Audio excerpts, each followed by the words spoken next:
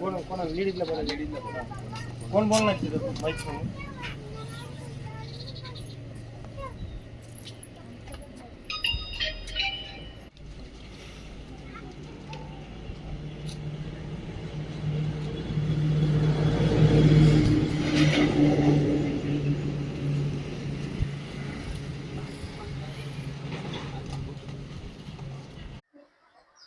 माझे नाव स्वप्नील गोरख काठोटे.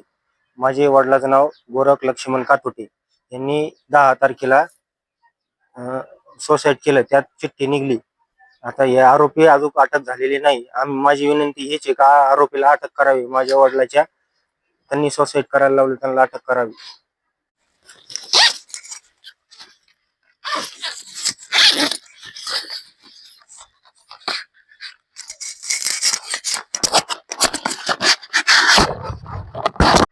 माझे नाव श्वेता सागर काथवटे. माझे सासरे गोरख लक्ष्मण काथवटे यांनी 10 फेब्रुवारी 2026 रोजी राहत्या घरी आत्महत्या केली.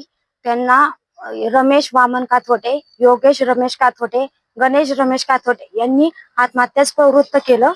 एक शिक्षक जर एखाद्या व्यक्तीला आत्महत्यास प्रवृत्त करत असेल तो विद्यार्थ्यांना काय शिक्षण देणार याची नोट घ्यावी आणि पोलीस प्रशासनाला विनंती आहे का त्यांना तत्काळ अटक करावी.